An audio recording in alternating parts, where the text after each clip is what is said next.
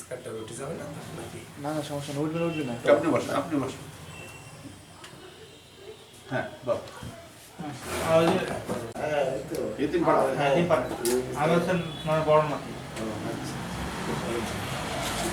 আমাদের এই প্রোগ্রাম সম্পর্কে আমি একটু বলি আসলে মানে এটা আসলে কি বিষয় তো আমরা কেন আপনাদের সাথে আসতে চালাম আর কি এটা হচ্ছে এইটা গভর্নমেন্টের নগর অধিদপ্তর থেকে একটা প্রজেক্ট আর কি যে প্রজেক্টের আন্ডারে মেনলি আমাদের মেহেরপুর মুজিবনগর এবং গাংনী এই তিনটা উপজেলারই টোটাল যে পরিকল্পনা অর্থাৎ মাস্টার প্ল্যান যেটা বলা হয় যেমন ধরেন আমাদের পৌরসভাতে মাস্টার প্ল্যান আছে এটার অনুসারে কিন্তু পৌরসভা ঠিক সেরকম মেহেরপুরে মাস্টার প্ল্যান অর্থাৎ আগামী 20 বছরে মেহেরপুরে কি হবে না হবে এর ভিত্তিতে অর্থাৎ ধরেন আপনার সেটা আমরা বলতে পারি যে রাস্তাঘাট বলতে পারি বিল্ডিং বলতে পারি সব কিছু এবং সাথে সাথে আমরা যদি আরও বলি ধরেন সোশিও ইকোনমিক যে আমাদের প্ল্যাটফর্ম যেটা আছে বা সোশিও ইকোনমিক যে স্ট্যাটাস আছে সেটাকে ডেভেলপ করা সেটা কীভাবে আরও বেশি ভালো করা যায় আমাদের ল্যান্ড ইউজ কীভাবে ঠিক করা যায় রোডগুলো বিশেষ করে আমাদের রোডের তো অনেক যেমন এই বিশেষ করে এই রোডটাই যেমন খুব বাজে অবস্থা তো এই রোড এরকম যে বিষয়গুলো আছে এই টোটাল বিষয়গুলোকে আমরা হচ্ছে যে মেনলি হ্যালো আসসালামু আলাইকুম বলো মিটিং আছে মেনলি হচ্ছে যে এই প্রজেক্টের আন্ডারে এখন এই প্রজেক্টের সাথে আরও কিছু বিষয় আছে যেমন যেমন আমরা মিরসরাইয়ের কথা শুনছি মিরসরাই উপজেলা কক্সবাজার মিরসরাই কিন্তু এখন অনেক ডেভেলপ এবং এই মেহেরপুরে হওয়ার আগে মিরসরাই কিন্তু এই প্রজেক্টটা হয়েছে মানে এখন যে আমাদের মাস্টার প্ল্যান হয় এবং মেহেরপুরে আমরা সবচেয়ে মানে হতাশাও কথা বলা যায় আবার আশার কথা বলা যায় দুইটা বিষয় আছে হতাশার কথা হচ্ছে এই লাস্ট 2 বছর আমি এইটা নিয়ে কাজ করছি এবং সবাইকেই বোঝানোর চেষ্টা করছি এরা কিন্তু আসলে বুঝতে পারছি এই না বোঝার কারণে কিন্তু মিরসরাই দিয়ে যদি আমরা তাকাই তাহলে দেখবেন মিরসরাই কিন্তু এখন ইকোনমিক্যালি কমার্শিয়ালি কি পরিমাণে ডেভেলপ এবং প্রচুর পরিমাণে কিন্তু ইনভেস্টমেন্ট এখন আসছে এই কারণ কি কারণ কিন্তু মাস্টার প্ল্যানিং এর কারণ মাস্টার প্ল্যানটা হয়েছে এই কারণে ঠিক সেরকম আমাদের এই মাস্টার প্ল্যানটাও মেহেরপুরে হচ্ছে এবং মেহেরপুরে এটা 26 সালে জুন মাসে আমাদের গেজেট হবে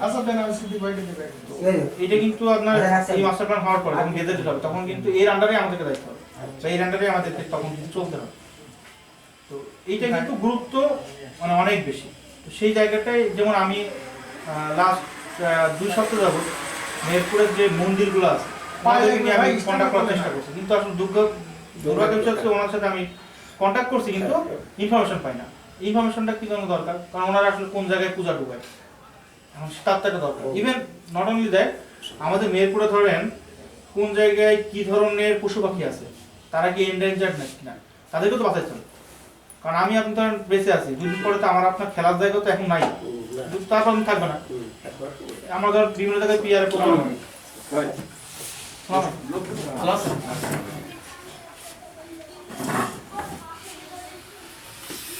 তো আমরা ধরেন বিভিন্ন জায়গায় যখন পিআর প্রোগ্রামে যাই এই পিআর প্রোগ্রামগুলোতে প্রচুর পরিমাণে যেটা পাচ্ছি যে মেহেরপুরের যে সমস্যাগুলো আমরা তুলে নিয়ে আসি যেমন আজকেও এখন পরে আমরা আমাদের শেষ করে বিকাল 5:30টার দিকে আমরা যাবো প্রচুর পরিমাণে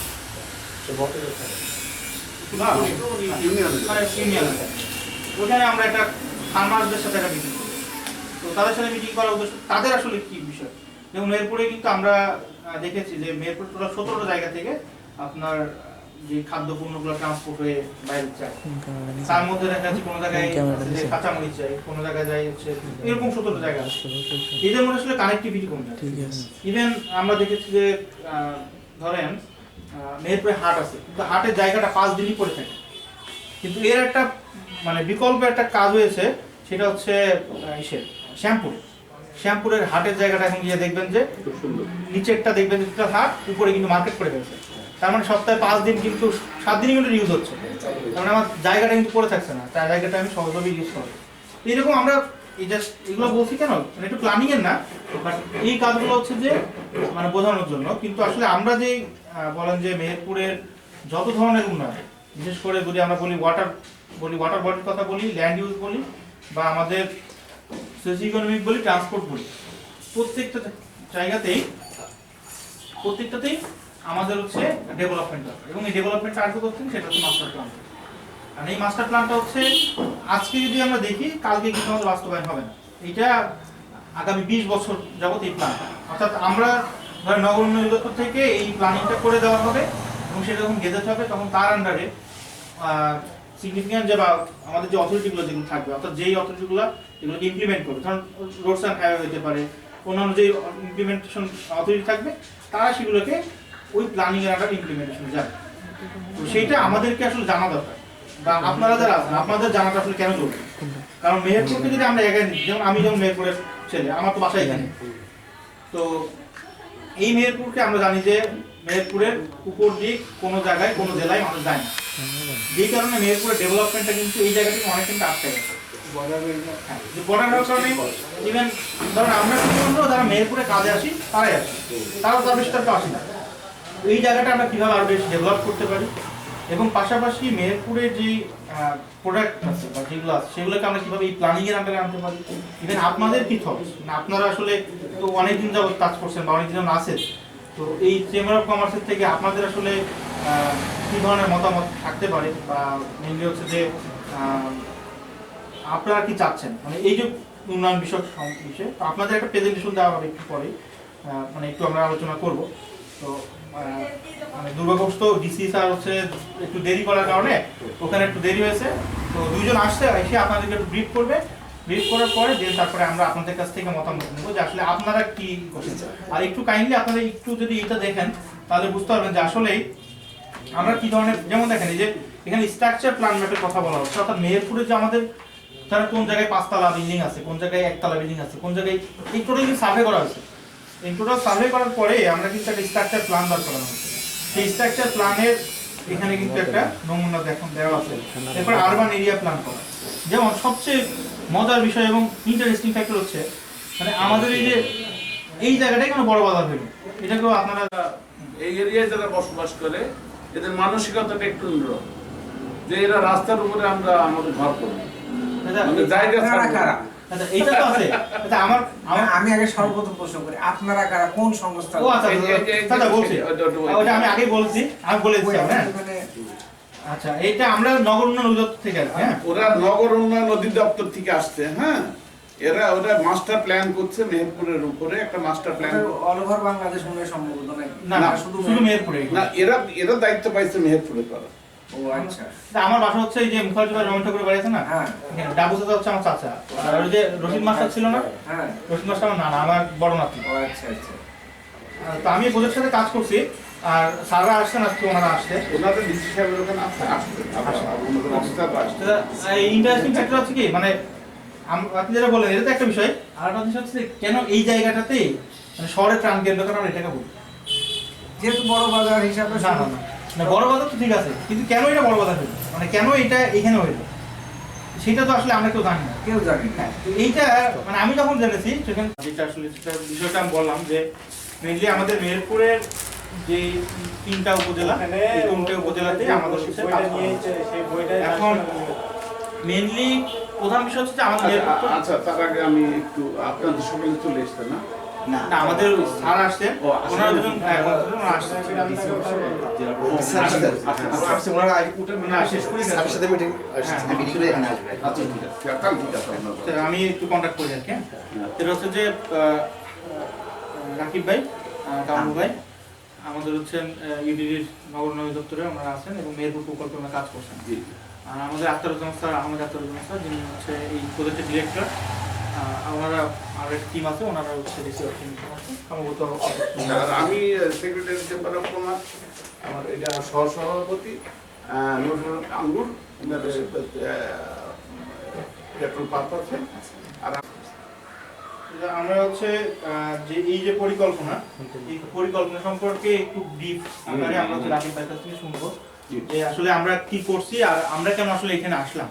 আপনাদের কাছ থেকে যে মতামতগুলো মেইনলি হচ্ছে আপনাদের তো কিছু মতামত থাকার কথা। না না অবশ্যই অবশ্যই আগে উনি ব্রিফ করলে দেন আমরা হচ্ছে আপনাদের কাছ থেকে। জি মেহেরপুর জেলা উন্নয়ন পরিকল্পনা পূর্ণ জি জি জি এটা হচ্ছে পুরো মেহেরপুর জেলা একটা সমন্বিত যে পরিকল্পনা, মানে পরিকল্পনা বলতে বোঝাতেছে এখানে যে মেহেরপুর জেলাটার যে ডেভেলপমেন্টটা হবে, এই ডেভেলপমেন্ট এরকম না শুধুমাত্র ইনফ্রাস্ট্রাকচার ডেভেলপমেন্ট, এই ডেভেলপমেন্টের মধ্যে সব ঢুকে ইনক্লুড মেহেরপুর জেলাতে আমি যা বলবো যেই সব আপনারা দেখতেছেন সবই এটার ভিতরে ইনক্লুডেড। এখন এই জায়গায় আপনাদের সাথে আমাদের বসার মেইন উদ্দেশ্য হচ্ছিল মেহেরপুর জেলার ভিতরে একদম নতুন পার্ট হচ্ছিল বিজনেস বা বিজনেস হাব বলে বা ব্যবসা বা যেভাবে আমরা সংজ্ঞানটা করি ওইটা ব্যবসাটা কেন দরকার ব্যবসার ক্ষেত্রে এখানে হচ্ছে আমরা কিছুটা ভাগ করি এভাবে মেহেরপুর জেলা কিন্তু সবচেয়ে বেশি মানে নির্ভর হইতেছে কৃষির উপর বেশি ডিপেন্ডেন্ট অন্যান্য জেলা শহরগুলোতে আছে আরো বিভিন্ন ডিফারেন্ট বা ডাইভার্সিফিকেশন থাকে কিন্তু যেহেতু মেহেরপুর একটা কৃষি ভিত্তিক এবং কৃষিতে একটা বড় ধরনের অবদান রাখতেছে মেহেরপুর এবং আমরাও কিছুদিন আগে আমরা এগ্রিকালচারের মানে বিভিন্ন তথ্য বিশেষ করে আমাদের পাট গবেষণা ধান গবেষণা মানে যতগুলো অফিসে আমরা ভিজিট করছি ওখান থেকে বিভিন্ন রকমের ডাটা নিয়ে আমরা যেটা দেখলাম যে মেহেরপুরে এরকম হয় যে যেমন আমার বাড়ি কুমিল্লা আমাদের ওদিকে দেখা যাচ্ছে যে মেনলি হচ্ছে ধান 3 ফসলি হচ্ছে সাথে হচ্ছে শাকসবজি কিন্তু আপনাদের এখানে হইতেছে যে সব ফসলই জন্মগ্রহণ করে ব্যাপারটা যেরকম না যে এটার উপরেই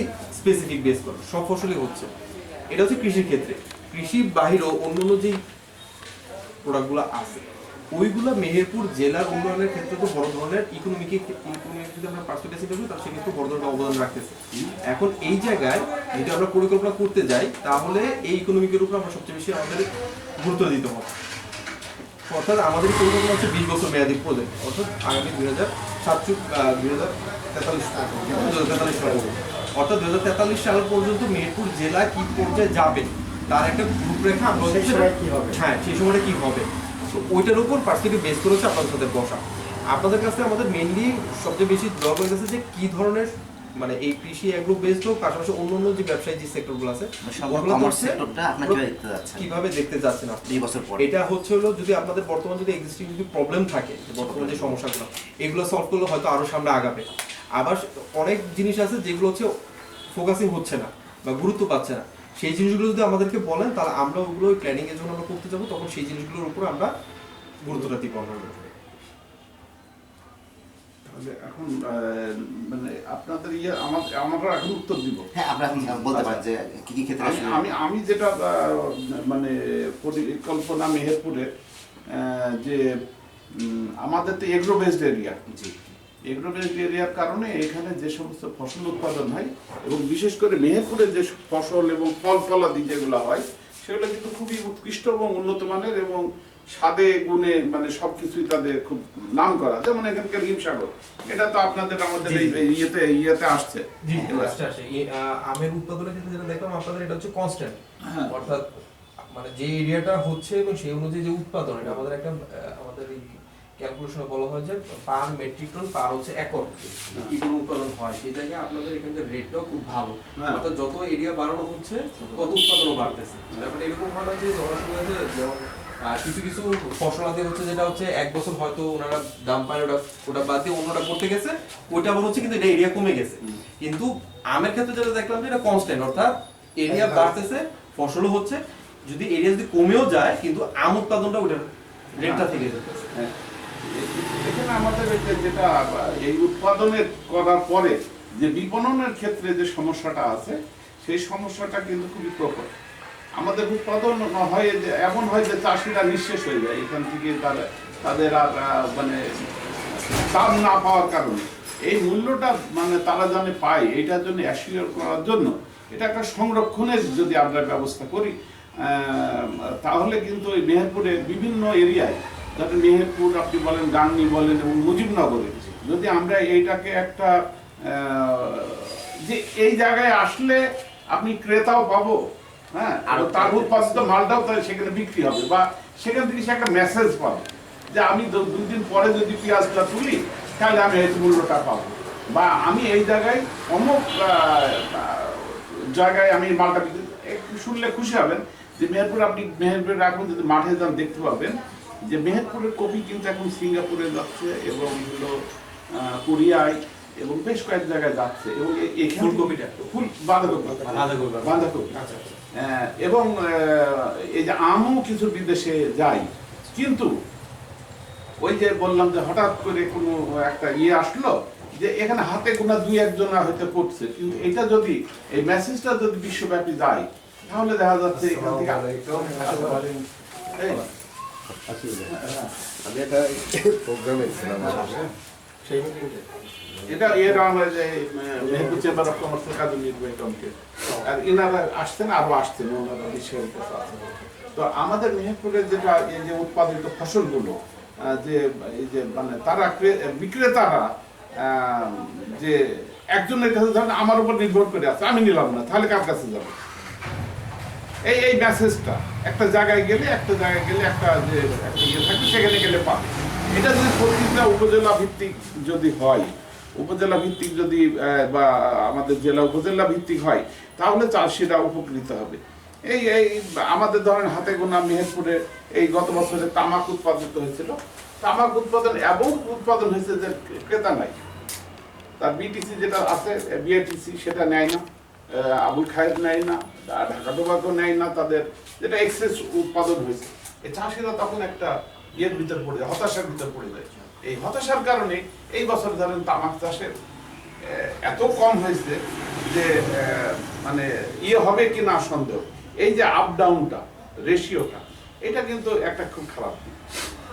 এর মধ্যে এই সবে ধরেন আমাদের বাঁধাকপির ক্ষেত্রে বলেন, ফুলকপির ক্ষেত্রে বলেন, অন্যান্য ফসলাদি বলেন, তারপরে আপনার এই আমের ক্ষেত্রে বলেন, হ্যাঁ, এই তখন এই যে এই হতাশাজনক আমাদের হিসাবে আছে যে এই গত 1 বছর 2 বছর যে হারে আম গাছ কাটা হয়েছে, মানে 2 বছর আম দাম না পাওয়ায় আমের বাগান অনেক বাগান নষ্ট করে ফেলেছে মানুষ। যে চাষে লাভ আছে, বাগানে তো আপনি 1 বছরে 2 বিঘা জমিতে সে যদি 50,000 টাকা না পায়, তাহলে তার তো তারপরে তার যত্ন করবে। আমাদের মেহেরপুরে আমি বকুলের কথার মাঝে একটা কথা বলি, যেটা আমাদের মেহেরপুরের সব থেকে বড় প্রবলেম হলো যে আমাদের যে ভেজিটেবল প্রোডাক্ট সেগুলো, যেটা ফুলকপি, বাঁধাকপি, কাঁচা ঝাল বলেন, কাঁচা ঝাল বা এই যে আলু তো আছে, স্টোর আছে, কিন্তু এই যে সবজির যেগুলা এর সংরক্ষণের কোনো রকম কোনো ব্যবস্থা গেল না। এই কাঁচা ঝাল 70-80 টাকা বিক্রি হচ্ছে, সেদিন হলো 30 টাকা। এইগুলো রাখবো, রেখে যে বিক্রি করবো সেটা আজকে করলাম, কালকের মধ্যে বিক্রি না হয় সব। সে টেকনোলজিও নাই। এইটা সব থেকে বড় প্রবলেম মেহেরপুর যেহেতু বর্ডার বেল্ট এরিয়া, এখানে ইন্ডাস্ট্রিয়াল এরিয়া, ইন্ডাস্ট্রির উপরে কোনো গুরুত্ব আমার মনে হয় এখানে তেমন নাই বা হবেও বলে মনে হয় না। আমার বয়স এখানেই চলে গেল, দেখলাম যে এটা না, মেনলি আমাদের নির্ভর হলো কৃষির উপরে মেহেরপুর জেলা নির্ভর করে, এবং সেই কৃষি পণ্যটাকে সংরক্ষণ করার তার যে অত্যাধুনিক ব্যবস্থাপনা যদি থাকে, তবে যদি কিছুটা সাফল্য আসে। আমরা ধরেন এই যে বাইরে থেকে যে এখন ফলগুলো আসছে, আপেলগুলো আসছে, কবে তারা লোড করেছে, কিন্তু এখন বের করে মনে হচ্ছে আমরা যে মানে এখন পেড়ে নিয়ে আসলাম, তাই না? এই যে কোনো কাজ তার টেকনোলজি আছে, তাদের টেকনোলজি আছে, বা প্যাকিং টেকনোলজি বলেন, যাই বলেন না কেন একটা আছে। হ্যাঁ, তারপরেও তাদের যেটা আছে সেটাও তো আমাদের ফুড গ্রেডই হয়তো। এইটা শুধু এই সমস্যা আপনার মানে এগ্রিকালচার সেক্টরের যে সমস্যাটা, এটা তো শুধু মেহেরপুর না, এটা আমাদের দেশে এই ব্যবস্থাটা এখনো তৈরি হয়নি। যেমন ধরেন এই যে কদিন আগে পেঁয়াজের দাম ছিল 60 টাকা, হঠাৎ করে 120 টাকা 30 টাকা। এর কারণটা কি? ক্রাইসিস যখন থাকে তখন দামটা বেড়ে যায়, আমদানিটাকে বন্ধ করে দিল, আমদানি বন্ধ করে দিল, মানে কৃষকদেরকে কিছুটা সুবিধা দেওয়ার জন্য। কিন্তু এমন সময় বন্ধ করলো, মানে যেটা করা দরকার যে সময়, আমাদের দেশে সবচেয়ে বড় সমস্যা হলো আমাদের সমস্ত ডেভেলপমেন্টের ক্ষেত্রে বলেন আর যে কোনো ক্ষেত্রে আমাদের পলিসি মেকার যারা আছে রাষ্ট্রের, পলিসিতে এই সমস্ত সমস্যা। কারণ যে সময় যে পলিসি বা যে সময় যে সিদ্ধান্ত নেওয়া উচিত, আমরা সেটা নিতে পারিনি। কেন পারিনি সেটা তো আর আমি ব্যাখ্যা দিতে পারবো না, যারা নেয় তারা বলতে পারে। আমরা হয়তো চিল্লাচিল্লি করি যে বেগুনের দাম কি করে এখন 80 টাকা হলো, বাস্তবতা। তবে আমি পেঁয়াজের ক্ষেত্রে যেটা জানি যে এখনো মেহেরপুরের কিন্তু পুরাতন পেঁয়াজ পাওয়া যাচ্ছে, মেহেরপুরেরটা। এটা কারণ কি? এটা যে সংরক্ষণের যে ব্যবস্থা এবং যে টেকনোলজিটা নতুন একটা বাইর হয়েছে, যে ওটাকে মাচা করে পাইপ করে, এটা মেহেরপুরে ছিল না। ইদানিং এগুলো বিভিন্ন কৃষি মন্ত্রণালয় তাদের মানে রাখার জন্য রুম করে দিচ্ছে, তাতে তারা যারা রাখছে তারা কিছুটা অন্তত লাভবান হয়েছে। কারণ এই পেঁয়াজটা তখন ছিল 5 টাকা 7 টাকা কেজি, এখন একটা ইতে পাচ্ছে এবং আমরাও কিন্তু পেঁয়াজ পাচ্ছি। তো এইরকম ধরনের কিছু যদি টেকনোলজি থাকে বা সেই ইয়েটা থাকে, সেগুলো যদি ডেভেলপ করা যায় আমাদের এলাকায়, তাহলে হ্যাঁ সংরক্ষণে বিদেশে সংরক্ষণ করে না। যেটা বললেন যে মিরপুরে যেটা পুরাতন পেঁয়াজটা এখন পাওয়া যাচ্ছে হ্যাঁ, তারা আছে, সংগ্রহ আছে। করতেছে। হ্যাঁ। সরকার থেকে ওদের আর কি ডিসাইড করতে না না ওটা না একটা ব্যারেল মতো ইয়ে দিয়ে ওটা বাতাস দিচ্ছে আর ওইটা ভিতর থেকে গরমটা অটোমেটিকলি সবসময় বাইরে হচ্ছে, ওই জন্য পেঁয়াজটা পড়ছে না। আর পচলেও সেটা শুকায় যাচ্ছে। না না এই যে আনন্দবাসী এতে এই যে হ্যাঁ শিবপুরে এদিকে আমি দেখছি নিজে তো অনেক শিবপুরে আবার আসে যে চেম্বার মানে অফ অরিজিনাল পেঁয়াজটা তো হয় শিবপুরে। হ্যাঁ ওই লাল সরকার থেকে আপনাকে 20-50 জন শিবপুর আর মুজিবনগর। এই মজুমনগর সমস্যা নাই, বিধান ভাই আপনার এই বিধান ভাই বাড়ি আচ্ছা ঠিক আছে হ্যাঁ অনেক ওটা দেখতে পারলে আনন্দবার সাথে মানে আমরা মনে করেন যে আপনাদের এখানে আড়তে এই যে আপনাদের এই যে বড় বাজারের ভিতরে ঢুকলে যে প্রথমে যে হাতের বামে যে পেঁয়াজের যে আড়ত দেখা যায়, উনার সাথে আমরা একদিন বসছিলাম কথা বলছিলাম। তা এর আগে আমরা হচ্ছে আপনার সাহারবাড়িতে, আমরা সাহারবাড়িতে ওইখানে আড়তে ওনাদের সাথে কথা বলছিলাম। হিমাগারের কথাটা সবচেয়ে বেশি উঠে আসে। ওটা আমি তো হিমাগারের কথা যেমন পেঁয়াজ তো হিমাগারে রাখা যাবে না। আপনি যদি বলেন আমি ভুট্টা করবেন, ভুট্টা তো আর হিমাগারে থাকবে না। সে ভুট্টা রাখারও একটা পলিসি আছে। এই পলিসিটা যেমন চুয়াডাঙ্গায় অ্যাপ্লাই করে বেশি এবং এরা ওই জন্য বড় বড় গোডাউন হয়েছে এবং তারা সংরক্ষণ করছে। আপনাদের একটা মেহেরপুরের কথা আর একটা বলি যে মেহেরপুরের ভুট্টা কিন্তু খুবই মানে দামি। কারণ আমার কাছে একসময় এক ইম্পোর্টার আসছিলেন, উনি ভুট্টা কিনতে মেহেরপুরে আসবেন, ভুট্টা কিনতে। তো আমি বলছি যে আপনি তো ইন্ডিয়া থেকে ইম্পোর্ট করেন, অন্যান্য জায়গা থেকে দেশ থেকে ইম্পোর্ট করেন এবং বাংলাদেশের আপনি রংপুর এলাকায় বাড়ি, যে আপনার বাড়ি ওখানে, তা আপনি ভুট্টা আমাদের এখান থেকে নেবেন কেন? তো আমাদের এখানকার দামও বেশি দিতে চাচ্ছে। তখন উনি বলছেন 1600 বা 1700 টাকা, কিন্তু অন্যান্য জায়গায় দাম তো মন আমি হিসেবে বলছি, তখন ওখানে দেখা যাচ্ছে 1400 টাকা 1300 টাকা। তো উনি আমাকে একটা বললেন যে মেহেরপুরের ভুট্টাটা দিয়ে আমরা যে জিনিসটা করি এটা প্রোটিনটা বেশি, মেহেরপুরের প্রোটিনটা বেশি।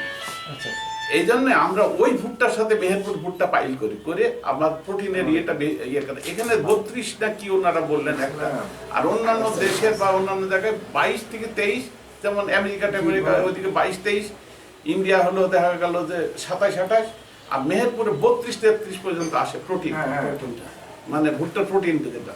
এবং ভুট্টার উপকার যে সিল্কাটা দিয়ে এটা দিয়েও নাকি ওরা কি একটা খুব দামি কস্টলি জিনিস করে, মানে ওটা মেহেরপুর ভুট্টাতে হয়। তাহলে আমরা কিন্তু আমাদের জিনিসের মানে জানি না, আমরা যেটা মনে করছি যে রংপুরের ভুট্টা মেহেরপুরের ভুট্টা, কিন্তু তা না। কিন্তু এরকম কিন্তু আমাদের ফলের ক্ষেত্রে বলেন, সবজির ক্ষেত্রে বলেন, মেহেরপুরের সবজিতে একটা এক্সট্রা স্বাদ পাবে না। না এটা তো আবহাওয়াগত কারণে না, যে কারণে হোক না কেন, তাহলে আমরা এটা স্পেশাল দামও পাবো। এবং এই যে ব্ল্যাক বেঙ্গল গোট আছে না, ওটা হলো তারপর হলো যে হিমসাগর আম, এই হিমসাগর তো আপনার কি বলে চাপাই হিমসাগর না, ওইটা হচ্ছে ক্ষীরসাগর। ক্ষীরসাগর থেকে ওরা হিমসাগর বলে গেছে, কিন্তু আমাদের যে হিমসাগর এই হিমসাগর কিন্তু পারবেন না। এটা ইয়েতে আছে সাতক্ষীরাতে।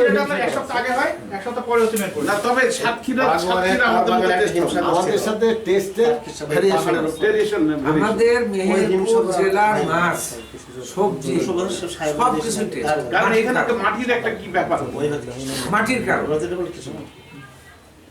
এটা একটা আবহাওয়াগত কারণে বা মাটির প্রকৃতিগত কারণে এটা একটা কিছু একটা আছে। তো এটা হলো এই জন্য আমরা বলি যে আমাদের যদি স্পেশাল হয় তাহলে তো আমরা স্পেশাল, আমাদের চাষের স্পেশাল মূল্য পাওয়া উচিত, তাই না? তো এখন উৎপাদন তো সব জায়গায় হচ্ছে। এই আমাদের এই দেখা দেখি ধরেন আমাদের মেহেরপুরের আম গাছের চারা নিয়ে যে অন্য জায়গায় লাগাচ্ছে, কিন্তু সেখানে যে এই ফলটা এই ফ্লেভারটা পাচ্ছে না, এই ফ্লেভারটা পাচ্ছে না। একটা সম্ভবত মুজিবনগরের দিকে মনে হয় একটা আলু বা হয় না, স্পেশাল আলু বা এরকম কিছু হয় আপনাদের এখানে মেহেরপুরে? কিসের?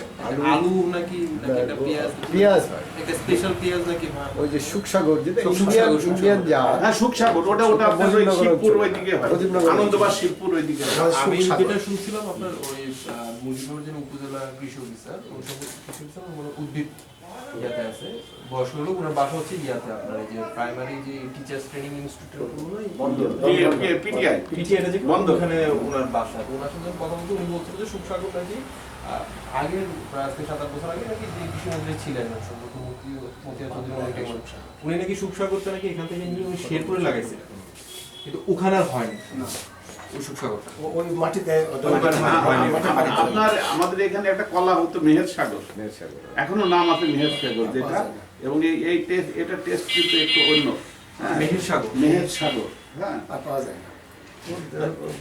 এরকম আমাদের এখানে ধরেন কচু আছে, কচু কিন্তু এখানে স্পেশালি ভাবে চাষ হতো, হ্যাঁ। তোমার ছেলে একটা কলা খেতে পারবে না। কালো কচু। এত স্বাদ। এবং এই জন্য বলছি যে মেহেরপুরের উৎপাদিত অনেক জিনিস অনেক ভালো টেস্টি, হ্যাঁ। কিন্তু আমাদের এখানে কিছু ব্যাপার আছে, আমাদের চাষিদের অজ্ঞতা আছে, যারা চাষাবাদ করে তাদের এটা ওরা তো জানে না, বা এটা নিয়ে আরো থিসিস যদি হয়, এটা যদি আরো একটু এটা অ্যাডভার্টাইজমেন্টটা বাড়ে, তাহলে দেখা যাচ্ছে যে একটা ইয়ে পাওয়া যায় মেহেরপুরের একটা চুই ঝালের চারাটা নিয়ে এসছে 200 টাকা। কিন্তু আমাদের লাগিয়েছে না। হয়েছে, আমারটা তো কেমন লাগিয়েছে। আমারও লাগিয়েছে। সবজি গেছে সকালে বের হল মানে ওই শিয়ার লাগিয়ে এখন লাগিয়েছে ওই বিটার কাছে। না, আমার তো হ্যাঁ, পাতা 2-3টে পাতা সহ আমার নিয়ে এসছে। ও আমি নিয়ে এসে লাগিয়েছে হয়নি, আমি অনেক আগে নিয়ে এসে লাগিয়েছি। কাদা আছে তো সেখানে? কাদা আছে। ও সার আমি আর কেন যেখানে লাগিয়েছি সেখানে কাদা থাকতে হবে? হ্যাঁ। তাই? নরম স্যাঁতসেঁতে জায়গায়। ও, Standardize করবেন যে আমার এখানে একটা কাজ হচ্ছে, কোনো কারণে আপনারা এটার সাথে রিলেটেড, আপনারা কোনোভাবে এটা উপকারভোগী হইতে পারেন অথবা অপকারভোগী হইতে পারেন, তখন কিন্তু আপনারা কোশ্চেনারাইজটা করবেন যে আমরা এটা সম্বন্ধে আরেকটু যেমন আছে মেহেরপুরে ধরেন পর্যটন বেশ কিছু ইয়ে আছে মেহেরপুরে, হ্যাঁ। এই পর্যটন এরিয়াগুলো এইগুলো যদি একটু আমাদের ডেভেলপ হয়, তাহলে এখানে বাইরে থেকে যারা আসবে তারা 100 জন আসলেও যদি 2 জন মেহেরপুর সম্বন্ধে অভিজ্ঞতা নিয়ে যেতে পারে, তাহলে এটা হয়তো আমাদের ভবিষ্যতে একটা দেশের জন্য কাজে লাগবে, হ্যাঁ। পর্যটন ক্ষেত্রে যেটা, সেটা আপনারা একটু পর্যটনের ক্ষেত্রে যেটা একটু বলতে পারি, এটা আমাদের স্যার স্যার আসবেন, ওনার একটু একান্ত একটা ইচ্ছা ছিল পর্যটন নিয়ে আমাদের ভালো লেভেলের কাজ হয়েছে এবার, মানে পর্যটনটা নিয়ে বিশেষ করে যতগুলো পর্যটনের স্পট আছে যেগুলো মানুষ যাচ্ছে আর যেগুলো হতে পারে ভবিষ্যতে, ওগুলো নিয়েও আমরা কাজ করতেছি। আমরা অলরেডি বাংলাদেশ পর্যটন কর্পোরেশন এবং ট্যুরিজম বোর্ড দুইটার অফিসে আমরা গত সপ্তাহে ভিজিট করছি। ভিজিট করে আমরা আরো কিছু স্পট পাইছি যারা হচ্ছে পর্যটন কর্পোরেশন থেকে হচ্ছে মেহেরপুরে কিছু জায়গায় স্পেসিফিক যেগুলা সামনে ভবিষ্যতে হতে পারে, ওনারা এটা বলে দিচ্ছে। হ্যাঁ, ওইটা নিয়ে আমরা হচ্ছে পলিসি মেকিং পর্যায়ে আমরা কাজ করতেছি। আর আরেকটা জিনিস আমরা যেটা আমাদের যেটা প্ল্যান স্যারের তত্ত্বাবধানে যেটা বলছি যে পর্যটনগুলো পুরোটা হচ্ছে একটা কানেক্টিভিটি এর মধ্যে নিয়ে আসে। রোড কানেকশন, অর্থাৎ রোড কানেকশন যদি ভালো হয়, যদি জানে যে আমার এই রোড দিয়ে আমি এভাবে করে ঘুরে সার্কেল করে আসলে মেহেরপুরের পুরো পর্যটন আমি দেখতে পাবো, তাহলে মানুষের কিন্তু আগ্রহ জন্মাবে, তাহলে হয়তো আমি একদিনের জন্য আসি, তখন আস্তে আস্তে মানুষের আগ্রহ জন্মবে, তাহলে আমি একটা রাত থাকি। কথাটা বুঝতে পারছেন যে মানে ডে বাই ডে বেড়ে যেতে পারে। তো এটার জন্য প্রথমে আমরা হাত দিচ্ছি হইলো পর্যটন যে স্পট, আর হচ্ছে আপনাদের আরেকটা জিনিস দেখলাম খুব প্লাস পয়েন্ট, যেটা হচ্ছে বিল কেন্দ্রিক হচ্ছে দেখলাম যে আপনাদের পর্যটন আস্তে আস্তে একটু বাড়তেছে, যেমন চাঁদ বিলের কথা, এই বিলগুলোর নাম কিন্তু মোটামুটি আসতেছে। তো যেহেতু সেই বিল এবং পর্যটন স্পটগুলা এইগুলাতে যাতে মানুষ চলাচল করতে পারে, সেজন্য যে রোডগুলা মোটামুটি এখন এক্সিস্টিং আছে বর্তমানে, সেই রোডগুলো হচ্ছে আমরা কানেকশন করে দিচ্ছি। সেই রোডগুলো কানেকশন করে দিচ্ছি এই কারণে যে ওই রোড ধরে যাতে মানুষ যাতে আসতে পারে। আর যেহেতু যখন পর্যটন হয়ে যাবে বা পর্যটন যখন ঘোষণা দিয়ে দিবে, তখন কিন্তু আলটিমেটলি মানুষের উপর প্রেশার পড়বে, তাহলে কিন্তু রাস্তাগুলোর উপর প্রেশার পড়বে। রাস্তাগুলো মোটামুটি আমরা যেটা দেখলাম ছোট বলতে 8 থেকে 10 ফিটের মতো করে রেখেছিলাম, ওটা যাতে পাশে যাতে বাড়ানো হয়। এটা হচ্ছে আমরা এলজিডি 3 উপজেলা এলজিডি অফিসের কথা বলছি, তারা বলছে প্রায় 18 ফিট পর্যন্ত তারা এই রাস্তাগুলো বাড়াতে পারবে। 18 থেকে আপনার 24 ফিট পর্যন্ত, আমরা 22 ফিট পর্যন্ত রিকমেন্ডেশন রাখতেছি, কারণ এটা বাড়তেও পারে বা কমতেও পারে, সেই জন্য আমরা ওইভাবে রাখছি 22 থেকে 24 এর মধ্যে উঠানামা করবে। এটা হচ্ছে এটা এখন আমাদের বলতে গেলে অ্যানালাইসিস পর্যায়ে আছে, এটা এখনো ফিক্স হয় নাই, এটা ওনাদের সাথে কথা বলে আরো আমরা ইয়া করবো। তো ওই রোড কানেকশনটা আমরা চাচ্ছি যে একটা পর্যটনের সাথে করে দেওয়ার জন্য, এটা মুজিবনগর, মেহেরপুর এবং গাংনী তিনটার সাথে সাথে একবারে কানেকশন হয়ে যায়, মানুষ যাতে আসলে সে যদি হোটেল বাজার মোড়ও নামে, এখান থেকে সে পুরাটা ঘুরে যেতে শেষ করতে পারে, ওরকম একটা চিন্তা ভাবনা করতেছে। হ্যাঁ, এগুলো মেহেরপুরে অনেক ঐতিহাসিক বা ঐতিহ্যবাহী জায়গা আছে, হ্যাঁ, এগুলো অনেক সময় অনেক না দেখার জন্য এগুলো হারিয়ে যাচ্ছে। এবং ওই পর্যটক যত আসবে তখন এই এলাকার আর্থসামাজিক অবস্থা আরো ভালো হবে। রিক্সাওয়ালা থেকে শুরু করে বলেন, হোটেলওয়ালা শুরু করেন, যাই বলেন, সকলে লাভবান হবে। এইখানে যে আর্থিক যেটা ইয়েটা, সেটা একটা প্রভাবটা বাড়বে। এইটা হলো ইয়ে। আর আমাদের প্ল্যানিং এর ভিতরে ধরেন আপনারা আর একটু ইয়ে করবেন যে মেহেরপুর শহর থেকে যে বাইপাস গুলো, এগুলো হওয়া একান্ত দরকার, হ্যাঁ। কারণ এখানে কোনো বাইপাস নেই। যেমন মুজিবনগর থেকে আসলে শহরের ভেতর দিয়ে যেতে হয়, এটাতে জ্যাম হয়। আর যত বেশি জ্যাম হবে তখন মানুষ কিন্তু ধৈর্য হারায় ফেলে। এখন তো মানুষ গতি বাড়াচ্ছে। তো যেমন আমাদের এইখানে এই রাস্তায় দেখেন আসলেই জ্যাম, এই যেখানে বাইপাস কোনো কিছু নাই দেখে জ্যাম। এইগুলো মানে এগুলোকে যদি কিছু ইয়ে করতে হয়, যেমন আজকে রাজশাহী ধরেন অনেক ভাঙচুর করার পরে সেটা সুন্দর হয়েছে। এরকম একটা পরিকল্পনা থাকলে, আমাদের বিয়েও যদি হয়, তাহলে একটা শহরের উন্নয়ন এটা ভালো। এগুলো বেস নিয়ে কথা বললাম, আর টুরিস্ট স্পট নিয়ে কথা বললাম। এছাড়া যেগুলো আছে কমার্সের মধ্যে পড়ে, ব্যবসা বাণিজ্য হোক বা এক্ষেত্রে কোনো সমস্যা আছে? হ্যাঁ, যেমন আমাদের যেমন মেহেরপুর একটা, কারণ এখানে তো আমরা যারা আমাদের শিক্ষিত যারা ছেলেমেয়েদেরকে কর্মসংস্থানের ব্যবস্থা করতে পারছে না, বা শ্রমিকদেরও কর্মসংস্থানের ব্যবস্থা করতে হবে। শিল্পায়নটা মেহেরপুরে নাই। এই শিল্পায়নের জন্য যে আমাদের মেহেরপুরের যে বিসিক আছে, হ্যাঁ, এইটাকে হ্যাঁ না, এটাকে সরকারের একটা স্পেশাল পদক্ষেপ নিয়ে, কারণ যদি সরকার যদি দেশ যদি একটা স্টেপ নেয়, তাহলে নিশ্চয়ই তাদেরকে প্রণোদনা দিয়ে হোক, বা তাদেরকে বিভিন্নভাবে উৎসাহ দেওয়া যায়, বা তাদেরকে টেকনিক্যাল যে ইয়েটা সাপোর্টটা দিয়ে এইটা একটা করলে এইখানে একটা কর্মসংস্থানে আমরা ব্যবস্থা করতে পারি। এবং এই দেখা দেখি, মানুষ কিন্তু দেখা দেখি শেখে, হ্যাঁ। মেহেরপুরের একটা মানুষ কিন্তু দেখলে একটা জিনিস, আপনি একটা ভালো জিনিস করেন, দেখেন তারপরের দিন আপনার পাশে একটা দোকান হয়ে যাবে। মেহেরপুরের টেন্ডেন্সিটা এটা। আমরা চাই যে শিল্পেও এরকম একটা টেন্ডেন্সি, যে একজনে দেখে যে না আমি একটা করি, হ্যাঁ। এইটা একটা একান্ত মেহেরপুরে হওয়া উচিত। এটা হলো শিল্পরা। আর শিল্পনগরী অলরেডি মেহেরপুরে আছে। এটা 2004 সালে বিসিক শিল্পনগরীটা প্রতিষ্ঠিত হয়। 2004 সাল থেকে আজকে 25 সাল, গত 20 বছরে ওইভাবে কোনো শিল্প কিছুই হয় তৈরি হয়নি। এখন এই না হওয়ার পেছনে কারণগুলো যেটা, সেইটা খুব মানে সুনির্দিষ্টভাবে এটা নিয়ে কোনো গবেষণা হয়েছে এরকম আমার কাছে মনে হয়নি। আমরা বলার সময় বলি একরকম করি, কিন্তু আসলে শিল্প আর একটা কাপড়ের দোকান করার, একটা মুদির দোকান করার মধ্যে আকাশ আর পাতাল পাঠায়। শিল্প কিন্তু খুব অন্য জিনিস। আচ্ছা, যারা শিল্প বলি আপনাকে, আমি মানে যেহেতু বিসিক শিল্পনগরীতে আমার প্লট আছে, আমি কেন পাচ্ছি না শিল্প তৈরি করতে, আমার একটা বোধ আছে যে এই কারণে আমি পাচ্ছি না। এখানে প্রধান অন্তরায় হলো যে শিল্পের প্লট যখন আমরা মানে দেওয়ার জন্য যখন আমরা সার্কুলার দিই, তখন হয় কি, মানে যেভাবে কথাগুলো বলা হয়, যত সহজভাবে বলা হয়, বাস্তবতা কিন্তু তার একেবারেই উল্টো। এখন এখানে যখন মানে আমরা বাঙালি তো, আমাদের এক ধরনের একটা টেন্ডেন্সি আছে যে ফ্রি পাইলে, ওই যে আমাদের চেয়ারম্যান এই কথাটা খুব বলতো, ফ্রি পাইলে কোনো আটকামরা খাওয়ানো যায়।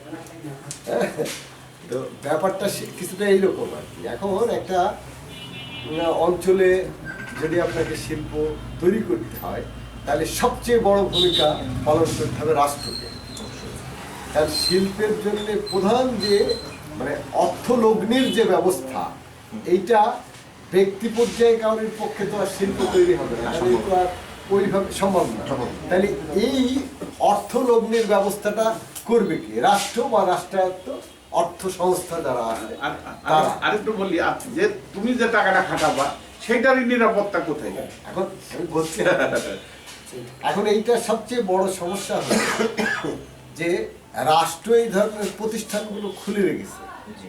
তাদের রাষ্ট্র ওই যে আগে যে কথাটা বললাম যে পলিসি মেকার যারা আছে তাদের ব্যক্তিগত স্বার্থ সুবিধাটাই প্রধান, মানে সে যে সময়টুকু ওই চেয়ারে আছে ওই সময়ের মধ্যে যতটা সুবিধা নেওয়া যায়। আপনি এখানে যখন শিল্পনগরী প্রতিষ্ঠা করতে গেলেন তখন নিশ্চয়ই আপনাকে ভূমি অধিগ্রহণ করতে হয়েছে। মানে আমি কথাগুলো মানে খুবই স্পষ্ট করে বলতে হবে যে এইগুলো করতে হয়েছে। এইগুলো করার মধ্যে দিয়ে কিন্তু ওই যিনি ওই মুহূর্তে চেয়ারে ছিলেন খুব দ্রুততম সময়ে কিন্তু এই কাজটা করেছে, ওইখানে উনি লাভবান। নগরীর কি হবে, নগরীর পরবর্তী পর্যায়ে যে কার্যক্রম সেটা কিন্তু ওনার বিবেচনায় ছিল না, বা উনি এটা দায় মানে আবার তার দায়ও নেই।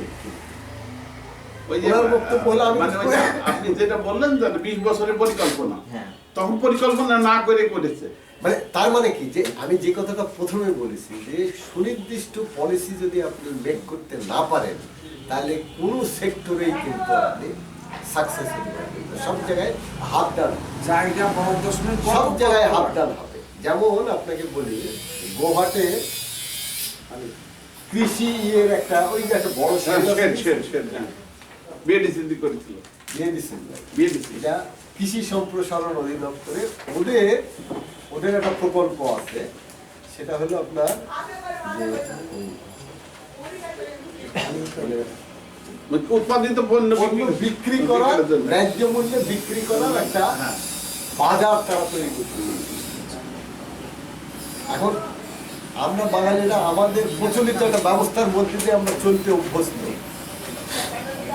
আপনি ওই প্রকল্প নিয়ে আসলেন, ওই ঘর বাড়ি বানালেন, শেড তৈরি করলেন, ওখানে একটা অর্থ, মোটা অঙ্কের একটা অর্থ ব্যয় করা পর্যন্ত ওই কর্মকর্তার কাজ কিন্তু ওইটুকু। আপনি ভাবলেন না যে এখানে তো একটা আদি এগ্রিকালচারের বাজার আছেই এখানে, এবং মানুষ এই বাজারটায় বেচা কেনা করতে অভ্যস্ত। এইটাকে কি করে আরো ডেভেলপ করা যায়, বা এইটাকে আর ওই চিন্তা বাদ দিয়ে আপনি শুধু ওই কাজটা করলেন। ফলে হলো ওইটা পরিত্যক্ত অবস্থায় পড়ে ব্যবসা যেখানে ছিল সেখানেই থাকে। বরং ব্যবসায় এই বাজারে কিছু মানুষের অত্যাচারে নির্যাতনে ব্যবসাদাররা আবার গ্রামে গ্রামে চলে গেছে, যে গ্রামে যে রাস্তায় রাস্তায় সবজি লোড হচ্ছে। না, এখানে আরেকটা সমস্যা, এই সবগুলোই কিন্তু আমি যে কথাটার উপরে জোর দিতে চাই সবসময়, আমি যাই বলি আপনার সুনির্দিষ্ট পরিকল্পনা এবং দীর্ঘমেয়াদী পরিকল্পনা নিতে যদি আপনি ব্যর্থ হন, আপনি যাই করবেন সাকসেস হবেন না। সেই কারণে অবশ্যই আপনাকে সুনির্দিষ্ট দীর্ঘমেয়াদী পরিকল্পনার মধ্যে, তাতে দেরি হোক কিন্তু মানুষের কাজে লাগবে এরকম কাজ করেই কিন্তু আমরা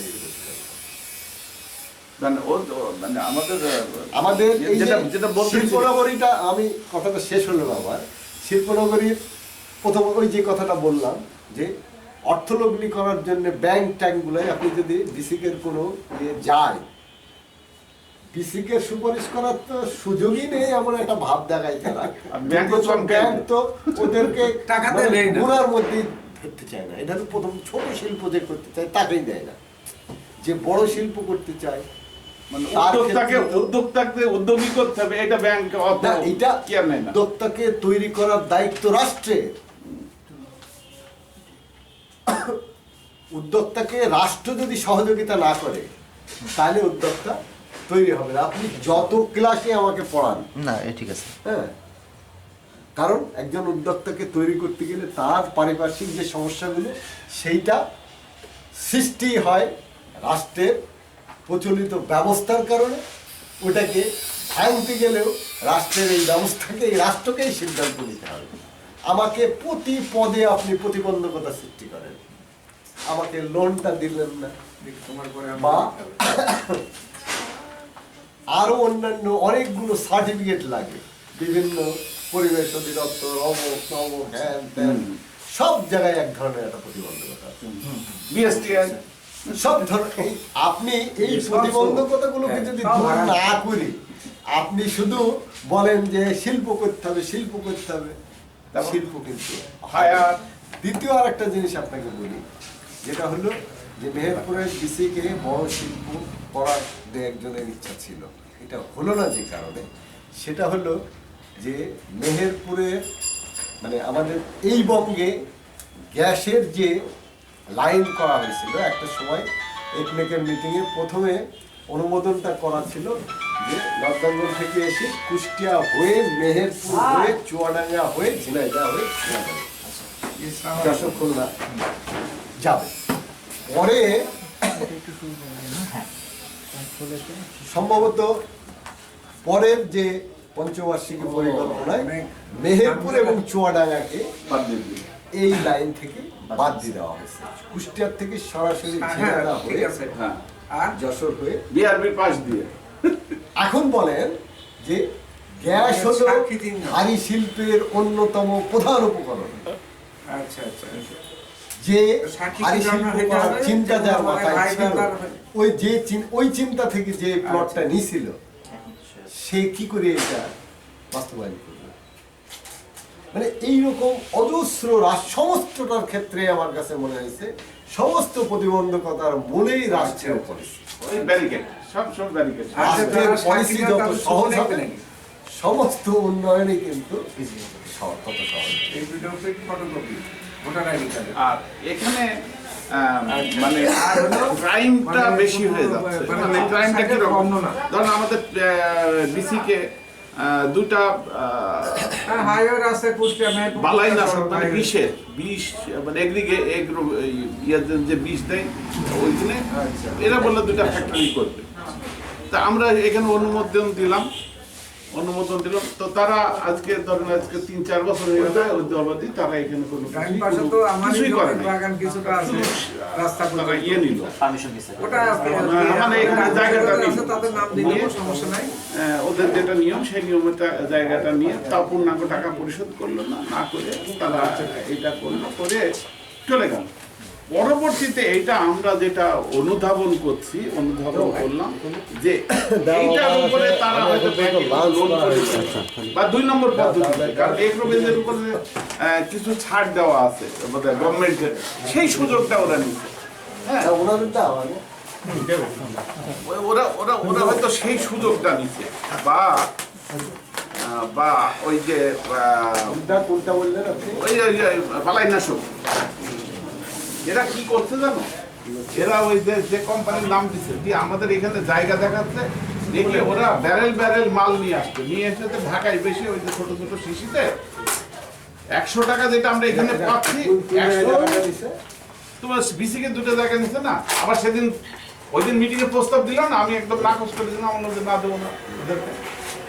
বাইরের পার্টি কোথাকার ইয়ে নেবে বলছিল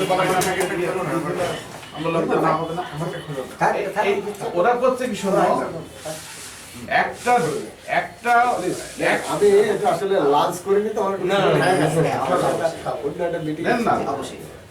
তো 1 লিটারের যেটা একটা বিষ সাপোজ ধরেন 100 টাকা, আর ওরা করছে ওইটাকে 100 গ্রাম প্যাক করে ওইটা করতে দাম করছে 250 টাকা। কিন্তু যারা রিটেলার তাদের কাছে দিচ্ছে হলো 50-60 টাকা করে। হ্যাঁ 50-60 টাকা করে দিচ্ছে। ওরা আবার ধরেন একটা চাষির কাছে যাদেরকে ধারে বারে দেয় ওই একটা বোতল দিয়ে দিল, তাদের একটা শিশিতে 200 টাকা তার লাভ হলো। এরা একদম এইভাবে মানে চাষিদেরকে দুর্বল করার জন্য, আমি তো ব্যবসায়ী, কিন্তু এগুলো বলা উচিত না, তারপরে বলছি কারণ কিছু সেক্টরে খুবই খারাপ অবস্থা। যে ওই শিল্পের নামে তারা নিচ্ছে, প্লট নিচ্ছে, কিন্তু তারা দুর্নীতিটা করছে, ওই এটাকে শো করে তারা ওই লাইসেন্স নিচ্ছে নিয়ে ওই ইয়ে করছে।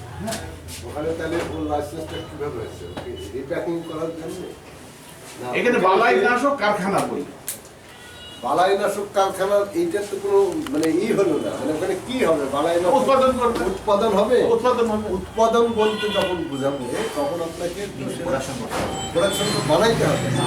আমাদের আপনি কিনে নিয়ে এসে রিপ্যাক্ট তো আর উৎপাদন করে ওটা উৎপাদন নাকি এইটাই উৎপাদন। এখন এইটাই উৎপাদন আমাদের দেশে। তুমি বলো ইউনিলিভার শ্যাম্পু তৈরি করে, শ্যাম্পু তৈরি করে। ওদের ব্যাপার তো আলাদা, না, ওদের ব্যাপার বললে হবে না, ওদের মাল্টিন্যাশনাল কোম্পানি, এই তো, ওদের তো ওদের বেলায় দোষ নাই, আর আমরা করলে দোষ হবে। এটা যদি ফর্মুলা নিয়ে আসে ওরা একবারে আর কি, মানে একবার মানে হ্যাঁ? এদের পড়াশোনা এখানে নাই, এখানে এখানে বানানো হয় না কিন্তু। তাহলে আপনি সেটা বোঝেন। ওরা কিন্তু বলেও না যেটা বাংলাদেশ মেয়ে, ইউনিলিভার কিন্তু তা বলে না। তারপর লেখা থাকে বাইরে থেকে এসে লেখা থাকে থাইল্যান্ড থেকে বা একদম, ইন্ডিয়া থেকে লেখা থাকে। ওদের তো বলাই থাকে না। এই ঠিক আছে, এটা বলা থাকে। হুম। কিন্তু এর কথা যেটা বলছেন, এটা তো চোরামি একরকম। চোরামি তো। উনি এটাই বললো যে টাইমের মধ্যে তুমি পড়ে দেখবা যাচ্ছে, যে টাইম। আমি তোমাকে দেখাবো এমন এমন কোম্পানির শুধু ওষুধের নামটা লেখা আছে, হ্যাঁ, আর অস্ট্রেলিয়া অমুক তমুক দেশের নাম লেখা আছে, কিন্তু ওই যখন বোতলে যাবা তখন তুমি পড়তে পারবা না, এত ছোট লেখা। কোন রকম হয়তো বনানি ঢাকাটা দেখতে পাইলা কি পাইলা না। তাই বুঝলেন? তা আমি গরম পানি চাই দেওয়াই আছে। একটু পানি মিশিয়ে দাও, ঠান্ডা খাবে না। তো আমি বুঝলাম যে এরা ভাই, এদের যে মানে জালিয়াতি মানে কত রকম, মানে এরা সারা দেশে- ইদানিং চাষিদের সাথে বেশি। সারা দেশে জালিয়াতি চলছে। সবখানে না, এটা তো আসলে কোটি সবচেয়ে বড় কোটি টাকার সমস্যা ইন্ডাস্ট্রি, মানুষ হাজি হজ করে এসছে, সারা সে হলো 4 নম্বর। আমার আফসোসের শেষ থাকে না, ধরে না না, আপনাদের দেখি তো আমাদের মোবাইল মোবাইল কিসের নোবেল, কিসের মধ্যে ঢেলি কি কত কথা ভেড়া, সব দিতে শুধুমাত্র মানে জেনুইনলি যারা কোম্পানির সরাসরি নিয়ে আসছে সেইটা, সেই সেম প্যাকেট সেম সিল সব কিছু দেখা যায় যশোর হচ্ছে, পাবনায় হচ্ছে, তোমার ঢাকায় হচ্ছে। তাহলে আমরা আমরা মানে এই জন্য বলছি যে কঠিন ব্যাপার, খুব কঠিন। এটার জন্য তো দায়ী মানুষ হিসাবে আমরা, হ্যাঁ, আমরা লাভ বেশি করছি। আমরা আমাদের চরিত্র এমন জায়গায় নিয়ে এই এর আমাদের মানে দেশ কেন তেন প্রকারে আমার হ্যাঁ, লাভ দরকার, টাকা আয় দরকার, করাটাই টাকা হলো দরকার। আমার। হ্যাঁ, অত হাতে কিভাবে আসছে সেটা দেখেন না। তার মানে কি যে নৈতিক ভাবে আমরা দুর্বল হয়ে নষ্ট নৈতিক হয়ে গেছি। চরিত্রের অবক্ষয়। এখন এটার সমাধান তো আপনি এইভাবে হবে না, না। এটা সরকার পাবে। আমি বলছি, তবে শোনো, আমি যদি আমরা সরকার আমরা পাই, বলতে সরকার বলতে হবে, কিন্তু বলতে হবে, কারণ যেখানে যেখানে হোক আমাদের নিজেদের ভিতরে আলাপ করতে হবে যে এটা এই যে তুমি বিশেষ ব্যাপারটা এটা তুমি জানতা না, আজকে আমি বললাম, তুমি আরেকদিন একটা বিশেষ লোকের সাথে কথা বলবা, দেখবা। কারণ আমি এইটা নিয়ে আজকে মানে প্রায় মাসখানিক দিয়ে আমি এটা দেখছি যে এটা কি, আমি বিভিন্ন বিষ নিয়ে আসি, নিয়ে এসে বলি যে এটা কোন কোম্পানি, এক দোকান আর দোকানে কোম্পানির নাম বলতে পারবে না। এর মালিককে কে জানে? এই সিমেন্টের তাও তো একটা গ্রুপ আছে, তাই না ভাই? আপনাদের তেলে 4টি গ্রুপ আছে। না, মালিক আসছি আপনি আপনারা আমাদের রাষ্ট্রের আপনাদেরকে ধন্যবাদ। আপনাদের এই মেহেরপুরের জেলা আমরা কিছু দাদা বললেন, এটা শুনলাম, আমাদের অনেক আলোচনাই হলো আর কি। আপনাদেরকে বললাম ওই মানে আপনাদের কথা শোনার জন্য আমরা আসি, যাতে আমাদের প্ল্যানটা একটা রিয়েল এস্টেট প্ল্যান হয়, আপনাদের মতামতের আলোকে যেন এই মাস্টার প্ল্যানটা হয়। নতুবা দেখা যাবে যে আমরা এক ধরনের প্রস্তুতি করছি, আপনাদের গ্রহণযোগ্য হলো, কোনো সরকারের পয়সা নষ্ট হবে, আবার দেখা যায় কাজটাও গুরুত্ব হয়ে পড়বে। এই জন্য সবাইকে নিয়ে, আর চেম্বার্স অফ কমার্স তো আপনারা গুরুত্বপূর্ণ প্রতিষ্ঠান আমরা মনে করি, তাদের চিন্তা ভাবনা খুব মানে রিয়েলিস্টিক হয় এবং তারা সব কিছু নিয়ে চিন্তা ভাবনা করে আর কি। এই কারণে আপনাদের সাথে বসে দেরি করে বসি যাতে আমরা মেহেরপুরটাকে বুঝতে পারি। এখন আমার বডিটা মোটামুটি কিসের জন্য গুরুত্বপূর্ণ, কি হচ্ছে না জানি, আমরা কিছুটা জানি। আপনাদের কাছে এখন আমাদের কথা বলতে সুবিধা হবে, বুঝতে সুবিধা হওয়ার জন্য একটু দেরি করে আপনাদের কথা বলছে। আমাদেরও দাবি যে আমরা তো ধরেন আপনার বাংলাদেশের একদম প্রত্যন্ত ইয়ার ভিতরে আছি, তো আপনারা একটু স্পেশালি এটা নিয়ে একটু আপনাদের এক্সট্রা, আপনাদের তো অন্য অনেক ইয়ে আছে, বিভিন্ন জায়গায় করছেন, মেহেরপুর ব্যাপারে আপনারা একটু স্পেশাল নজর দিন। না, অবশ্যই অবশ্যই এটা যেন অবশ্যই। ইয়ে হয়। এখন আপনাদের কি আলোচনা কি শেষ আলোচনা হচ্ছে? ডিটেইলস আলোচনা হয়েছে। না, আপনার আর কোনো কিছু থাকলে বলেন না।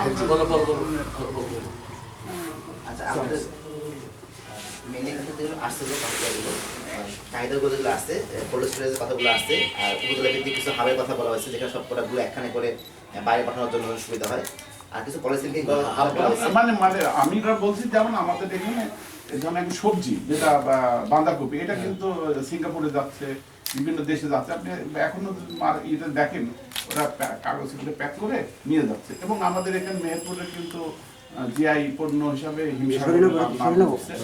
এটাও কিন্তু বিদেশে যাচ্ছে জানি। তো এরকম আমাদের যদি কিছু জায়গা থাকে যে আমরা যে উৎপাদন যারা করছে কৃষকরা জানে সঠিক জায়গাটা যে একটা মেসেজ পাই যে আমরা এই জিনিসটা এই সময় এই জায়গায় বিক্রি করতে পারবো, বা যারা নিবে তারাও জানে এসে ওই জায়গা থেকে মেসেজটা পায় যে এটা কোন জায়গায় গেলে কোন জিনিসটা পাবো। এখন বিষয়টা মানে বর্তমান প্র্যাকটিসটাই বর্তমান প্র্যাকটিসটা আছে। আমাদের কোনো পণ্য এখন পর্যন্ত ওইভাবে বাণিজ্যিক লেভেলে কোনো বিদেশে যায় না, এটা হলো মানে মূল বিষয়। যেটা আমাদের এখানকার যারা ফরেনার আছে আমাদের এখানে যেটা ঢাকায় পাঠাই দিল, এটা একদম মানে লোকালি বিক্রি হয়। ধরেন শেষ করি মানে এখন যে বাস্তবতা আমাদের তো এই অঞ্চল আপনি নিশ্চয়ই ইতিমধ্যে জেনেছেন যে এগ্রিকালচার বেস এরিয়া। এখন এখানকার যে উৎপাদিত পণ্য এটা আমাদের অভ্যন্তরীণ চাহিদার পরে অতিরিক্তটা বাংলাদেশের বিভিন্ন অঞ্চলে, বাংলাদেশের বিভিন্ন মার্কেটে এগুলো বিক্রি হয়। এখন এই বিক্রি হওয়ার ক্ষেত্রে কৃষকের বিভিন্ন ধরনের প্রতিবন্ধকতা আছে, রাস্তাঘাটের ব্যাপার আছে। কারণ যোগাযোগ ব্যবস্থাটা হলো যে কোনো ডেভেলপমেন্টের ক্ষেত্রে অন্যতম প্রধান বিষয়টা হলো যোগাযোগ ব্যবস্থা। যত দ্রুত আমি মার্কেটে, যেহেতু সবজি টবজি এই বিষয়গুলো হলো পচনশীল দ্রব্য, এটা যত দ্রুত আমি বাজারজাত করতে পারবো তত আমি আমার পয়সাটা মূল্যটা তত বেশি ধরে পাওয়ার কথা ছিল। কিন্তু আমাদেরকে যেহেতু সব কিছুই ঢাকা কেন্দ্রিক, এখন এইখানে যেহেতু আমাদেরকে নদী পার হয়ে যেতে হয় বা ঢাকার থেকে আমাদের যে দূরত্বের যে অবস্থা, সেই ক্ষেত্রে কিন্তু আমাদের চাষিরা চেষ্টা হয়তো করছে, বা যারা এই মানে ফড়িয়া ব্যবসা যারা করে, মধ্যস্বত্বভোগীর ব্যবসাটা যারা করে, মূলত পণ্যটা নিয়েই যায় তারা নিয়ে গিয়ে যখন দেখা যায় কি যে ওখানে যে কোনো সময় হয়তো অনেক বেশি দামে বিক্রি হয়, কোনো সময় অনেক কম দামে বিক্রি হয়, যাতে তাদের পুঁজি হারিয়ে যায় অনেক সময়। যে কারণে এক ধরনের এদের ক্যারেক্টারটাই ফ্রড হিসাবে চিহ্নিত হয়ে গেছে। অনেক সময় এদেরকে দিতেও চায় না মাল, চাষিরা সরাসরি অনেক সময় নিয়ে যেতে চায়। তো সেই ক্ষেত্রে মানে এখানে আপনার এই বিষয়গুলো উনি যে কথাটা বলতে চাইছে যে মানে বাংলাদেশ থেকে অনেক এগ্রিকালচার পণ্য পৃথিবীর বিভিন্ন দেশে রপ্তানি করা হচ্ছে। এখন এই রপ্তানি করার জন্য আমার চাষির পক্ষে তো আর এটা সম্ভব না। তাহলে রপ্তানিকারক কোনো প্রতিষ্ঠান যদি মেহেরপুরে এসে এইরকম একটা প্রতিষ্ঠান তৈরি করে এবং তারা চাষির কাছ থেকে নিয়ে তারা যদি এই ব্যবস্থাটা করে, তাহলে এই অঞ্চলের এই জিনিসগুলো আরেকটু মানুষ বেশি দামে বিক্রি করার সুযোগ পায়, বা এগুলো দেশের বাইরে পাঠানোর সুযোগ সৃষ্টি হয়। কারণ আপনি এখানে একজন কৃষকের পক্ষে তো আর এটা সম্ভব না, সে বড় জোর ঢাকায় নিয়ে যেতে পারবে বা চট্টগ্রাম পর্যন্ত নিয়ে যেতে পারবে, তার বাইরে তো তার আসলে ওইভাবে সুবিধা নেই। ওই যে বিষয়টা এখন হলো এমন কোনো কি স্ট্যাটিস্টিক্স আপনাদের আছে যে জীবনের ফুলকপির পাতাকপি বিদেশ যাচ্ছে, সেটা পরিমাণ কত? বিদেশে তো আপনার গেলেও তো একটা গভর্নমেন্টের একটা স্ট্যাটিস্টিক্স লাগবে, হ্যাঁ প্রতি বছর এত টন যাচ্ছে বিদেশে, গভর্নমেন্ট একটা ইনভেস্টমেন্ট করবে। ওই স্ট্যাটিস্টিক্সটা আমাদের ওইটা নাই, আমি বলেই তো বলছি যে একটা এমন জায়গায় একটা ইয়ে থাকতে হবে, এইটার একটা পরিকল্পনা থাকা উচিত ছিল আর কি। যেমন এখন যেমন প্রতিদিন প্রায় 8-10টা ট্রাক যাচ্ছে, তারও বেশি। মানে আমি বলছি যেগুলো বিদেশে যাচ্ছে, এটা স্পেশাল প্যাকেজ যাচ্ছে। এখন এটা হয়তো হুট করে আবার 2-4 দিন পরে আর নাও যেতে পারে। ওইটা যে সরাসরি বিদেশ যাচ্ছে ব্যাপারটা আপনার হয়তো ইনফরমেশন না, আমি যতটুকু জানি ওই যে যেটা জড়িয়ে নিয়ে যাচ্ছে এইটা মানে বাংলাদেশের বাজারে আপনার বিভিন্নভাবে আপনি আপনার পণ্যকে কিভাবে মানে আপনি মানে উপস্থাপন করবেন তার উপরে নির্ভর করবে আপনার পণ্যের দাম। আপনি যত সুন্দর করে যত পরিচ্ছন্ন করে আপনি মানে ক্রেতার সামনে উপস্থাপন করতে পারবেন, আপনার পণ্যের মূল্য আপনি সেই মানে ক্রেতাকে আকৃষ্ট করার জন্য। বিষয়টা হলো এখান থেকে যেটা যায় যে আগে এমনি বস্তায় লোড হতে এখন কাগজে জড়াই দিচ্ছে যাতে জিনিসটা ভালো থাকে, এইগুলো সুপারস্টার গুলো তো কেনে আর কি। বিভিন্ন জায়গায় কৃষি উদ্যোগ উৎপাদন হচ্ছে। এখন ধরেন হলো একটা জায়গা যেখানে প্রতিষ্ঠান হলো, সে প্রতিষ্ঠান নিয়ে যাবে আর কি, দায়িত্ব নিতে হবে। কিন্তু এখানে আসবে কিভাবে, এই দায়িত্ব তার নিতে পারবে না কেউ। বা সেই জন্য যোগাযোগ ব্যবস্থাটা তো- এই যোগাযোগ ব্যবস্থার সমস্যাটা কোথায় আছে, কোন কোন রাস্তাগুলো, বা নতুন কোন রাস্তা আপনারা চাচ্ছেন কিনা, এইটা যদি আপনাদের হ্যাঁ, সেটা- নতুন রাস্তা বলতে যেমন এই যে শহর, এই যে বাইপাসের রাস্তার কথা অলরেডি কোন রাস্তা, বাইপাস কোনটা? একটা মুজিবনগর থেকে একটা বাইপাস যে কুষ্টিয়া বা চুয়াডাঙ্গায় যাওয়ার জন্য মেন রোডের সাথে যোগাযোগ। যেমন যদি আমরা বলি ওই যে বাগওয়ান থেকে, বাগওয়ান থেকে যদি আমরা যে চুয়াডাঙ্গা রাস্তা যদি আমরা দর্শনা হ্যাঁ, ওটা তো ওই দিকেই ওটা তো ওই সাইডে গেল। এখন এইখানে আপনি মেহেরপুর শহরকে যদি টাচ না করতে পারেন, মানে শহরের বাইরে অন্তত, মানে শহরের ভিতরে ঢুকলো না কিন্তু শহরের বাইরে দিয়ে সে দ্রুততম সময়ে বেড়ে গেল। ওই যে আপনার রায়পুরের ওই ইয়ে দিয়ে কুলার ওই দিক দিয়ে আমরা রায়পুর কোলাপুর চিনছো না, আমরা যদি এভাবে চিন্তা করি, এভাবে একটা যদি চিন্তা করি, ওই সবখানে তো কৃষক আছে, হ্যাঁ সারাউন্ডিং আমরা যদি একটা সার্কুলার রোড করে দিই এভাবে প্রপোজাল, হ্যাঁ হ্যাঁ হ্যাঁ, হ্যাঁ, right, সেটা আরো right, ভালো right. হয়। ওইটাই বলছি, আরো ভালো। ওইটাই বলছি, সার্কুলার রোডটা যেহেতু আমাদের যাতে সব কৃষক নিয়ে গিয়ে জায়গায় পৌঁছায় দিতে পারে। আচ্ছা তাহলে এখানে হলো যে রাস্তা তো আপনাদের ডিস্ট্রিক্ট আছে, আছে, ওইটাকে এটা আরো কত এক্সপ্যান্ড ফিট, কত ফিট করলে মনে করেন যে এখন যেটা আছে সেটা তো আপনার 10-12 ফিটের উপরে নাই। হ্যাঁ, এটা- এটা অ্যাটলিস্ট অন্তত 18-20 ফিট 25 ফিট করলে মিনিমাম, তাও ঠিক আছে, এটা বেশি করলে দেখা যায় যে আমরা যদি চিন্তা ভাবনা এরকম করা উচিত, ওই 50-60 ফিট করলে হবে না না না, জমি নষ্ট হবে। এবং না অনেক স্ট্রাকচার ভাঙা পড়ে বা বাসাঘর ভাঙা পড়ে, ওই 18 থেকে বেশি উঠে না। তাহলে একটা বিষয় গেল, এই রাস্তাটা ভালো লাগলো আপনাদের চিন্তা ভাবনাটা আর কি। আর আমি একটু কথা বলেছিলাম কৃষকদের সাথে, আমার সুযোগ হয়েছিল আর কি, তারা বলেছে যে আসলে তাদের জগৎটাই তো আমার মানে মাঠ কেন্দ্রিক, এই বিষয়ের মধ্যসত্ত্ব বিষয়টা কিন্তু আসছিল আর কি। তারা বলছে মাঠের বাইরে আমাদের জগৎ নাই, আমাদের মাঠ আপনার সারের পানি, সার, এই দুইটা বীজ, এই দুইটা হলো আমাদের একটা গুরুত্বপূর্ণ। এই দুইটা ব্যবস্থা যদি আমরা নিশ্চিত করা যায়। আমরা আমাদের কোনো চিন্তা আমাদের রাইট রাইট। বিষয়টা হলো এইটাই। ঠিকই তবে বলেছেন। আপনাদের এটা গুরুত্বপূর্ণ যে আপনারা সাতপুরা রাস্তা করে বাইপাস হবে, খুবই গুরুত্বপূর্ণ। আর কেউ কথা হয়েছে নাকি? পর্যটন এগুলো নিয়ে ডেভেলপ করা হয়েছে স্যার। ঠিক আছে, পর্যটন তো বিল আপনাদের আছে, অনেক বিল যেগুলো একটু সমস্যা করলে। আর স্যার বিসিক নিয়ে কথা হয়েছে স্যার। হ্যাঁ, এটাকে স্যার ডেভেলপমেন্টের কথা আমরা বলছে তো অনেক বেসিকে কি ডেভেলপমেন্ট, বেসিক কিন্তু বেসিকের ডেভেলপমেন্ট ফাংশনাল করা। হ্যাঁ, ফাংশনাল functional করতে গেলে যা এখানে করা আমাদের যে যারা উদ্যোক্তা আছে ওদের কিছু ধরেন ওনারা হয়তো একটা প্রফর্মা দাঁড় করে ওদেরকে জমি দিয়ে দিচ্ছে, কিন্তু সে আদৌ সেটার উপরে এখন কোনো তো সেই কোনো ইয়ে তো নাই, কোনো অভিজ্ঞতাই নাই। কিছুই হয়নি। এগুলো জমি দেওয়ার জন্য তারা তখন একটা প্রোফাইল তৈরি করে দিচ্ছে। এটাকে এগুলোকে তাদের সেই বিষয়ে ট্রেনিং দেওয়া বা সেটা না করলে অন্যটা করা বা তাদেরকে আম আছে একটা বিষয় আর সহায়তা করা, কথা বলছে, জ্ঞানের কথা আর্থিক বলছে। ট্রেনিং বা অন্যান্য জিনিস এগুলো না, না, আরো বেগবান। হ্যাঁ না না শেষ তো? স্যার তোমার কথা বলছে। না, মিথ্যা কথা বলছি না। মিথ্যা কথা বলছি না। সবাই এগুলো কথা বলছে। আচ্ছা ইন্ডাস্ট্রি বেস কোনো এখানে হ্যাঁ, গুণগত মানটাও ঠিক থাকবে, কোয়ালিটি জিনিসটাও আমরা পাবো।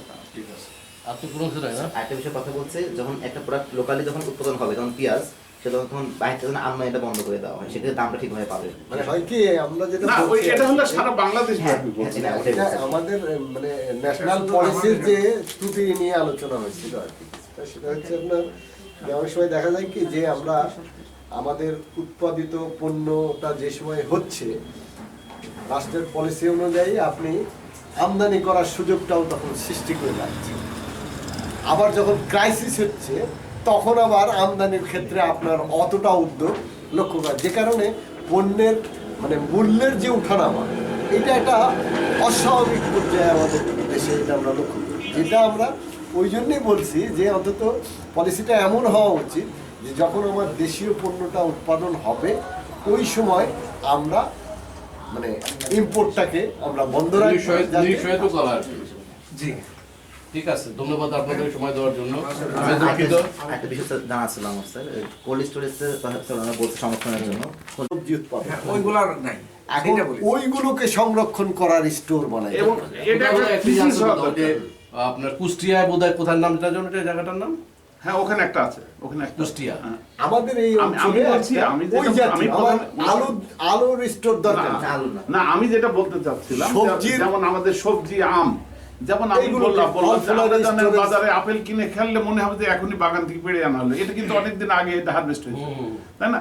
তা এইরকম ওরা কিভাবে টেকনোলজিটা করছে এবং তাদের প্যাকিং এর টেকনোলজি না, রিজার্ভের টেকনোলজি না, কিসের টেকনোলজি, এই জিনিসগুলো আমাদের এরিয়াতে যদি এটা একটা ইয়ে হয় তাহলে হয়তো আমাদের এই ফলগুলো সঠিকভাবে আমরা এখন হলো যে কোন জায়গাটা সবকাল উৎপাদন হয়।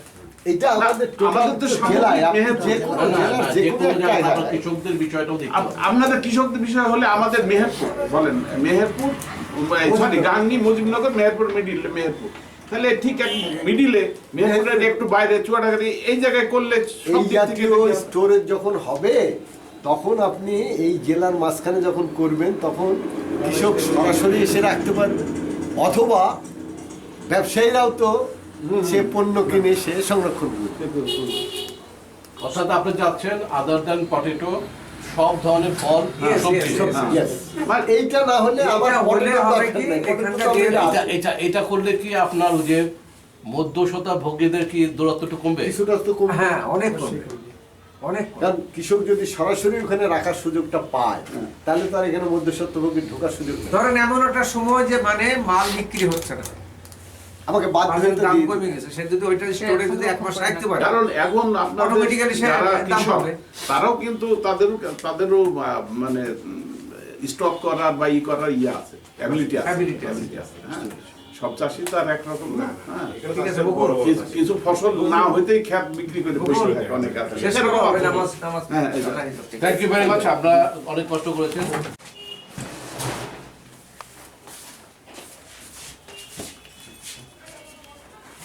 তিন নম্বর হচ্ছে হলো কৃষিভিত্তিক পলিসি। আচ্ছা, যেটা কোনো হলে তো হচ্ছে, এটা হচ্ছে যখন প্রোডাক্ট উৎপন্ন হয়, কৃষিভিত্তিক কৃষিবিদ্যুৎ ফসল উৎপাদনের সময় বাইরে থেকে আমদানি করে করি।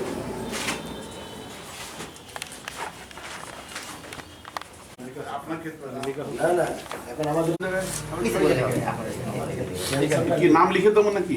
সাইন করলেও হবে।